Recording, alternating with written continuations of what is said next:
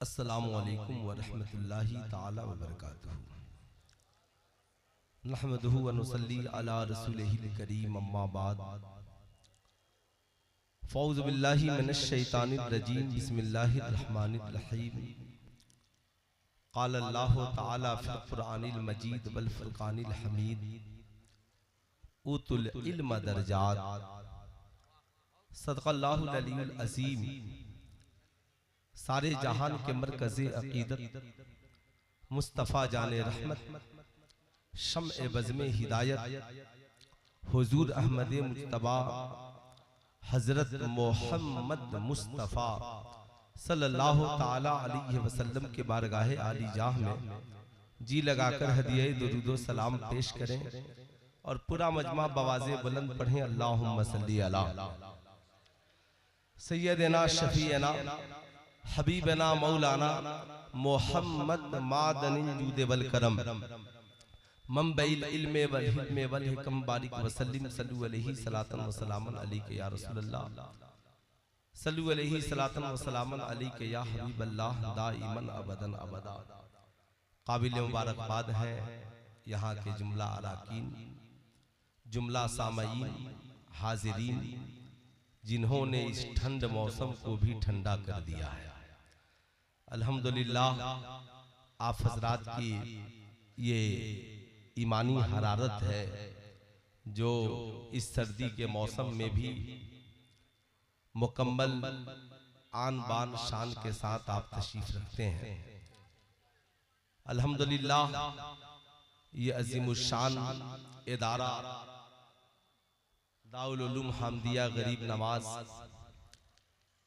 जिसके जुमला अराकीन ने इस अज़ीमुश्शान शफ़ीउल उम्म कॉन्फ्रेंस व जश्न मखदूम बिहारी व जश्न दस्तारे हुफ़ाज़, अल्हम्दुलिल्लाह, आप अपने माथे की निगाहों से देख रहे हैं यादगारे असलाफ, मंबे अखलास, पीरे तरीक़त, रहबरे राहे शरीयत, जानशीने हुज़ूर मुफस्सिर आज़म हज़रत अल्लामा सैयद नज़र आलम साहब किबला दामत बरकातहुमुल आलिया वल कुद्सिया तशरीफ रखते हैं।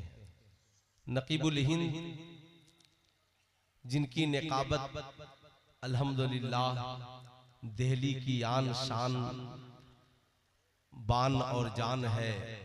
जैसे दिल्ली को कुतुब मीनार के बगैर अधूरा समझा जाता है, वैसे दिल्ली के जलसों को अल्लामा सैयद कैसर खालिद साहब के बगैर अधूरा समझा जाता है।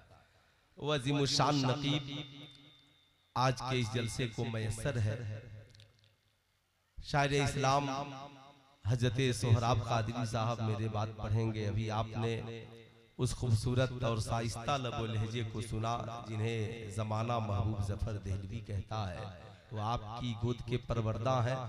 अल्हम्दुलिल्लाह, दिलबर असलमी साहब, मुझसे पेशतर आपने कई खतीबों को सुनने का शर्फ हासिल किया।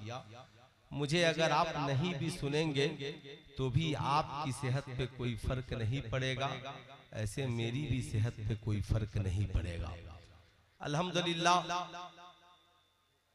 ये अज़ीमुश्शान जलसा कामयाबी की दहलीज तक पहुंच चुका है। मैं चाहता हूं कि अब जलसा कामयाब नहीं हो, जो लोग बैठे हैं इन्हीं में से कुछ लोग कामयाब हो जाए, है ना। जलसे तो इंडिया में रोजाना कामयाब होते हैं। साहबजादे सो लीजिए, ऐसे आपको मैं मना नहीं करूंगा कि आप मत सोइए। किसी ने पूछा कि सरकार बड़े पीर दस्तगीर 40 साल ऐसा की वजह से फज्र की नमाज कैसे पढ़े, क्या उन्हें नींद नहीं आती थी? मैंने कहा ये अपने अपने इश्क की बात है, ये अपने अपने इश्क की बात है। अगर आपको यकीन नहीं तो दुनियावी इश्क का खुमार ये है कि अगर किसी नौजवान को बेहतरीन मोबाइल और वाईफाई दोनों, है ना, अवेलेबल करा दीजिए तो शायद आंखें सूझ जाएंगी मगर उसे नींद नहीं आए।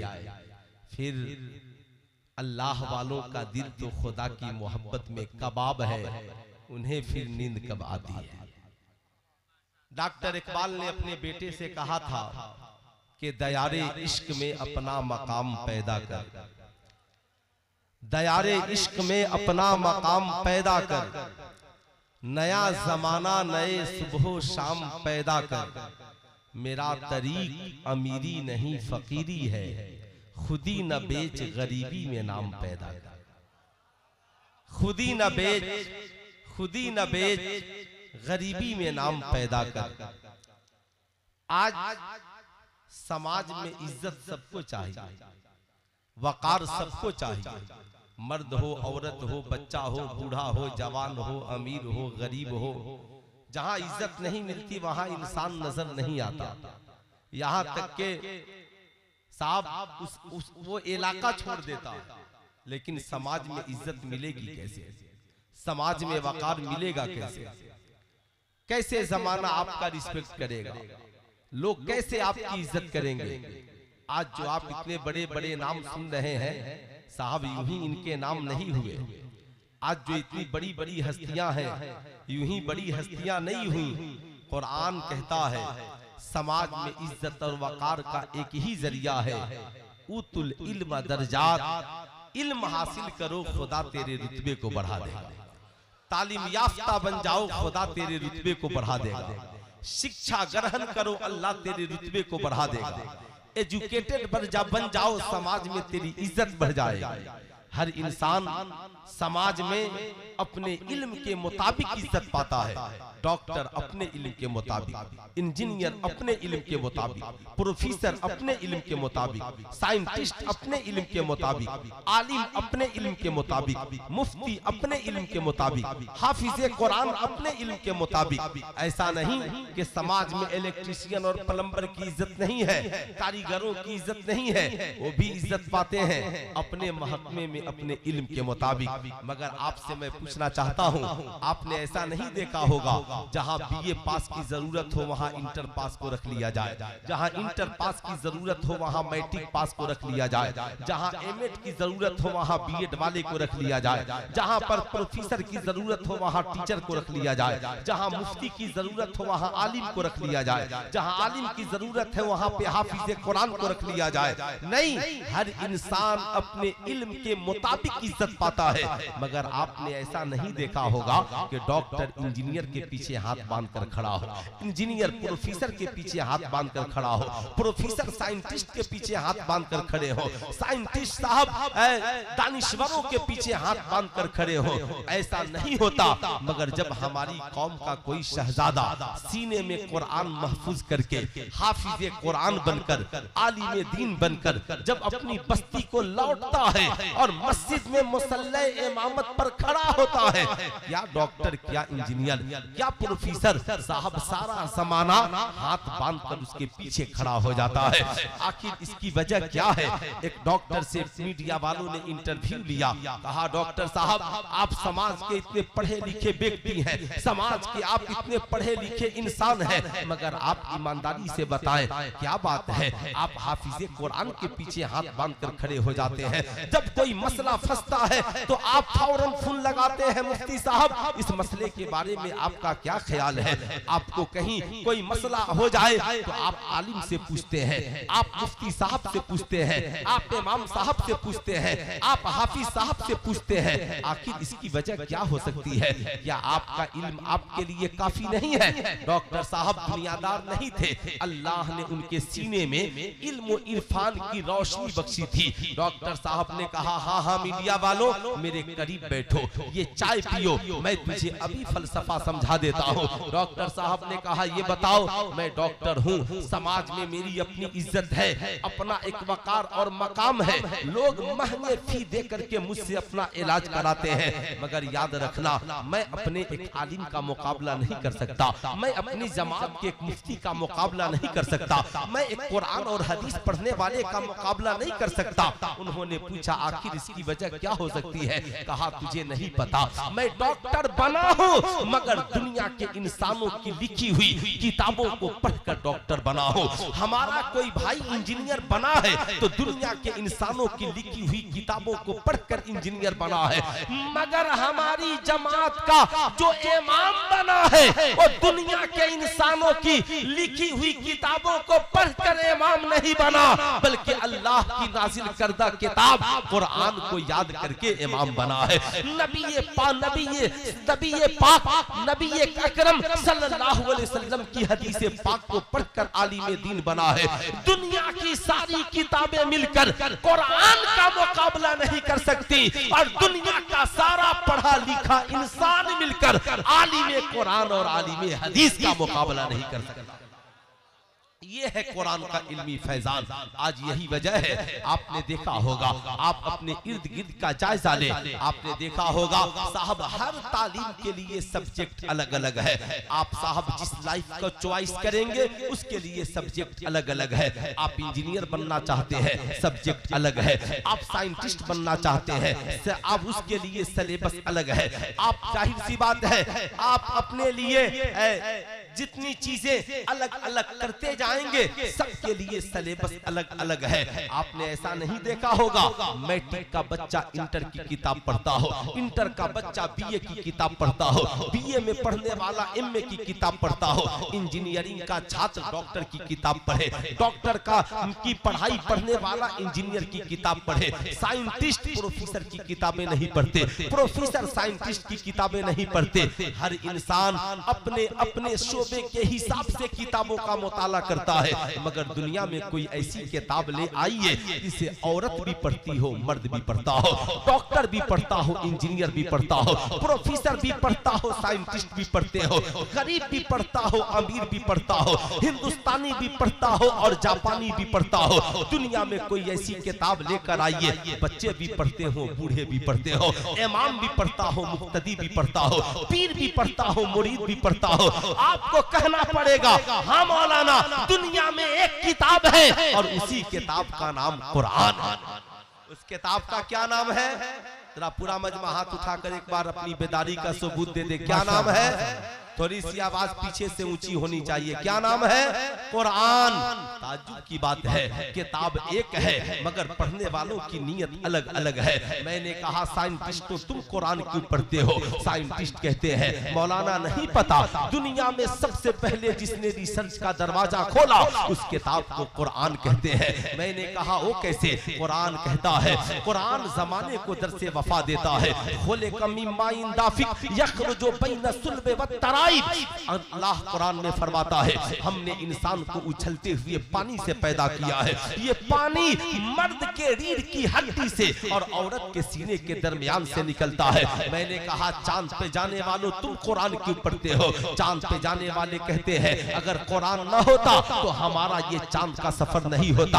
America, Africa, China, Russia, India ने चांद पे कदम आज रखा है। 1450 बरस पहले कुरान ने कहा वल कमरी इज्जत सक लतरकबुन तबकन अन तबक फमा लहुम ला युमिनून। कसम है उस चमकते चांद की, एक जमाना आएगा लोग सवारी बनाएंगे और चांद के ऊपर चले जाएंगे। तभी तो मेरे इमाम ने कहा चांद झुक जाता जिधर उंगली उठाते महद में, क्या ही इशारों पे चलता था खिलौना नूर का। सुल्तान रजा कहना चाहेगा साहब मैंने देखा डॉक्टर साहब की डिस्पेंसरी खुली है, मरीजों की कतारें लगी हुई है, पढ़ा लिखा मुसलमान डॉक्टर है, कहता है मेरे कंपाउंडर अभी मरीज को दाखिल न होने देना, जरा 10 मिनट मुझे कुरान की तिलावत कर लेने दे। मैंने कहा डॉक्टर साहब इतनी बड़ी बड़ी डिग्रियां लेकर आए मगर कुरान पढ़ रहे हैं। कहा हाँ मौलाना मेरा और तेरा रब कुरान में कहता है हुवा शिफाउन व रहमतुन लिल मोमिनीन, ये कुरान ईमान वालों के लिए शिफा और रहमत है। मौलाना मैं इसलिए कुरान पढ़ लेता हूँ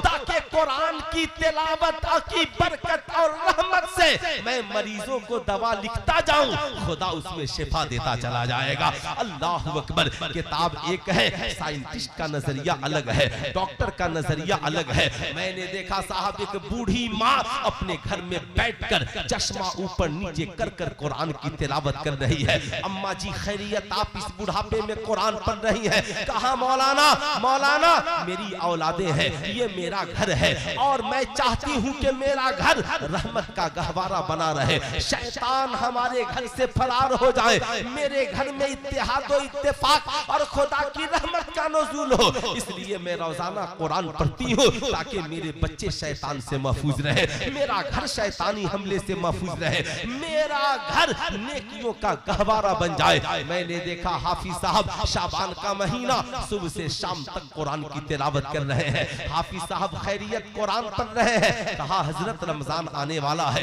तरावी की नमाज पढ़ पढ़नी है और तरावी में कुरान सुनाना है, इसलिए कुरान की तिलावत कर रहा हूँ। मैं जब खानकाह पहुंचा, देखा सैयद नसर आलम साहब भी कुरान पढ़ रहे हैं और मुरीदीन भी कुरान पढ़ रहे हैं। हुजूर खैरियत सबके सब कुरान पढ़ रहे हैं। कहा हाँ, लोग खानकाहों में गंदा दिल लेकर आते हैं, कुरान की तिलावत के जरिया उन दिलों को साफ कर दिया जाता है। अब याद रखिएगा, मैंने देखा मुफ्ती साहब अपने दाउलिफ्ता में बैठकर कुरान और तफसीर पढ़ रहे हैं। हुजूर खैरियत, कहा हाँ कुरान पढ़ता हो, फिर इसके जरिया लोगों को मसाइल बताता हो। सवाल ये उठता है, किताब एक है, किताब एक है, डॉक्टर अपने लिए अपने हिसाब से अपनी नियत के एतबार से पढ़ रहा है, इंजीनियर अपने मकसद के लिए पढ़ रहा है, प्रोफेसर अपने मकसद के लिए पढ़ रहा है, हाफिज कुरान अपने मकसद के लिए पढ़ रहा है। किताब एक है, मकसद अनेक है, मगर जो जिस नियत से पढ़ता है अल्लाह ताला उसे उसमें कामयाबी अता फरमा देता है। मैंने देखा साहब एक जाहिल शख्स जो समाज का पढ़ा लिखा इंसान नहीं है, कुरान लिया है, बावजू है और कुरान को लेकर बैठा है, मुस्कुरा रहा है। कहा महबूब जफर देहलवी साहब बड़ी दिनों बाद आप आए हैं, हाफिज कुरान भी है, जरा मेहरबानी करें, मैं कुरान पढ़ना नहीं जानता, जरा ये कुरान मुझे पढ़कर सुना दीजिए। मैंने कहा चचा खैरियत से है आप ये कुरान क्यों लिए हैं? आप तो कुरान पढ़ना नहीं जानते। कहा मौलाना दुनिया में जितनी किताबें हैं ये सब पढ़े लिखे लोगों के लिए है, साइंस पढ़े लिखे लोगों के लिए, साहब इंग्लिश पढ़े लिखे लोगों के लिए, हिंदी मैथ सब पढ़े लिखे लोगों के लिए। दुनिया में ऐसी कोई किताब नहीं है जो जाहिलों के काम आ जाए, मगर यही एक किताब कुरान है।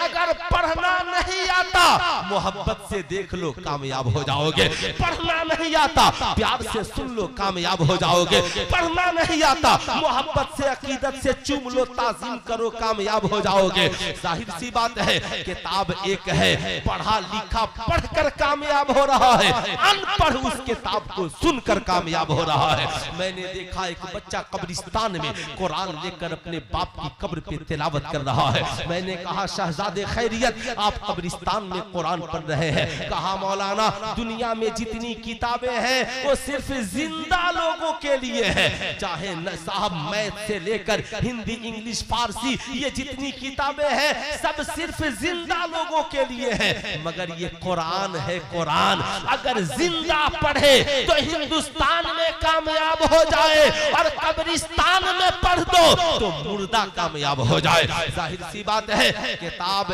एक है, कामयाब सब हो रहे हैं, मगर आज अफसोस है कौन मुसलमान होगा जिसके घर में कुरान नहीं है। साहब हमारे पास कुरान है मगर कुरान की तिलावत हमारी जिंदगी में नहीं है, कुरान पे अमल हमारी जिंदगी में नहीं है। यही वजह है आज हमारी तादाद इतनी है मगर आज हमारा वकार मजरूह होता जा रहा है, हम समाज में गिरते चले जा रहे हैं। आज कुरान रखने वाली कौन? हमारे घरों में कुरान, मगर हालत यह है कुरान पढ़ने वाला कहे माई लाइफ माई चॉइस, मैं अपनी जिंदगी अपनी मर्जी से गुजारना चाहता हूँ। आज अजीब नारा है नौजवानों का, अजीब नारा है नौजवान लड़कियों का, माई लाइफ माई चॉइस, मैं अपनी जिंदगी अपनी मर्जी से गुजारना चाहती हूँ, मैं अपनी जिंदगी अपनी मर्जी से गुजारना चाहता हूँ। याद रखिए जो इंसान अपनी मर्जी का मालिक बनता है वो जिंदगी में फैसले सही नहीं ले पाता, इसलिए इंसान को मशवरा से फैसला लेना चाहिए, बुजुर्गों का किरदार देखना चाहिए। बरेली के रजा ने जमाने को दर से वफा दिया, या रसूल अल्लाह तेरे गुलामों का नक्शे कदम है राहे खुदा, वो क्या बहक सके जो ये सुराग लेकर चले। याद रखिएगा जिंदगी में बड़ों के नक्शे कदम पे चलना सीखिए। जिन लोगों ने अपनी जिंदगी को अपनी मर्जी से गुजारने की कोशिश की वो शराबी बन गए, जुआरी बन गए, जानी बन गए, अपराधी बन गए, पापी बन गए। जिन औरतों ने अपनी जिंदगी और जवानी को अपनी मर्जी से गुजारने की कोशिश की उनके सरों से दुपट्टा उतर गया, लिबास पतला उनके जिस्म पे आ गया, माँ बाप की मर्जी के खिलाफ उन्होंने घर से कदम निकाल दिया। क्या हुआ? दुनिया में रुसवाई का सामना करना पड़ा। आज जाहिर सी बात है जो लोग अपनी मर्जी से जीना चाहते हैं, कैसी मर्जी की बात आप कर रहे हैं? आप देखें साहब कहां आपकी मर्जी की कोई बात हो रही है। बात जब इस्लाम की आती है तो आज हमारी समाज का नौजवान कहता है मौलाना हमारी भी मर्जी कोई चीज है, इस हिंदुस्तान में आपकी मर्जी से कुछ है क्या? आप जिस मुल्क में जीवित और जिंदा है, आप अपनी मर्जी से यहाँ 1 घंटा भी रह सकते हैं क्या? नहीं, मुल्क को चलाने के लिए एक संविधान है। आपको संविधान का पालन करना होगा, संविधान का सामना करना होगा, संविधान के दायरे में आपको जीना होगा। भारत सन 1947 में आजाद हुआ, पता चला मुल्क को चलाया कैसे जाए। यहाँ के दानिश्वरों ने मुल्क चलाने के लिए संविधान को वजूद बख्शा, किताब लिखी गई, कहा ये एक दायरा है, ये संविधान है, जरूरत पड़ने पे ये संशोधन किया जाएगा। आप जरा ताज्जुब कीजिए, आप देखें ये मुल्क का संविधान है, कोई पदाधिकारी या कोई किसी पोस्ट पर रिश्वत नहीं ले सकता है। ये भारत का संविधान है, आप याद रखिएगा। कोई किसी की इज्जत नहीं लूट सकता है, ये भारत का संविधान है। कोई किसी का माल चोरी नहीं कर सकता, ये भारत का संविधान है। साहब कोई किसी से जहेज का मुतालबा नहीं कर सकता, ये भारत का संविधान है। याद रखिएगा, कोई किसी की जमीनों जायदाद नहीं हड़प सकता, ये भारत का संविधान है। साहब कोई किसी की जान नहीं ले सकता, ये भारत का संविधान है। अब मैं आपसे पूछना चाहता हूँ, हम जिस बिहार में जिंदा हैं, बिहार की हुकूमत ने कहा शराब पीने से समाज में बुराई फैल रही है, इसलिए विधानसभा में कानून पास किया गया कि बिहार में शराब को बैन किया जाता है, जो पिएगा जेल की सलाखों में डाल दिया जाएगा। है किसी की हिम्मत, कोई नौजवान कह दे माई लाइफ माई चॉइस, मैं बिहार में शराब पीकर माज़अल्लाह जिंदगी गुजारूंगा, पुलिस वाले आएंगे पकड़ कर जेल में डाल देंगे। आप जरा तस्वीर कीजिए, जब एक मुल्क संविधान के बगैर नहीं चल सकता, तो जिस खुदा ने इंसानों को बनाया, जिस खुदा ने सारी कायनात को बनाया, बताओ उसने कोई संविधान दिया कि नहीं दिया? उसने हमारी रहबरी के लिए कोई इंसान दिया कि नहीं दिया? अरे यार, हिंदुस्तान का संविधान सन 1947 के बाद बना है, मगर पूरी दुनिया को चलाने के लिए अल्लाह ने जिस किताब को कानूनी शक्ल में अपने महबूब पे नाजिल किया, उसी किताब को कुरान कहा जाता है। और जिस इंसान की पैरवी पूरी दुनिया के इंसानों पे वाजिब और जरूरी करार दिया, उसी इंसान को मोहम्मदुर रसूलुल्लाह कहते हैं। नारे तकबीर, नारे रिसालत, अज़मते कुराने मुक़द्दस, अज़मते कलामे इलाही, अल्लामा मुफ्ती सुल्तान रजा साहब क़िबला सीवानी, माशाअल्लाह बहुत खूबसूरत। अब जरा गौर से सुनिएगा साहब, इस मुल्क का संविधान है, रिश्वत कोई नहीं ले सकता। पूरा बिहार रिश्वतखोर अफसरों से परेशान है, पूरा मुल्क रिश्वत लेने वाले अफसरों से परेशान है। अब साहब जगह जगह जो है क्या कहते हैं, इंजिलेंस के छापे पड़ रहे हैं। कौन पदाधिकारी रिश्वत लेता पकड़ा जा रहा है? साहब शराब से नौजवान परेशान है, नेपाल से लेकर पूरे बिहार के बॉर्डर पे चौकसी है, शराब कहीं अंदर नहीं आ जाए। सुल्तान रजा कहना चाहेगा, 1947 के बाद भारत के लोगों को समझ में आया कि शराब पीना, जुआ खेलना, जना करना और बलात्कार और ये रिश्वत लेना गलत है। मगर इस्लाम ने 1450 बरस पहले कहा, अन्नाशिवल मुर्तशी किलैहिमा फिन्नार, रिश्वत लेने वाले देने वाले दोनों जहन्नम में जाएंगे। ऐ महबूब, आपकी उम्मती आपसे पूछती है, शराब और जुआ के बारे में तो बता दीजिए। फीहिमा इस्मुन कबीर, इन दोनों में बड़ा गुनाह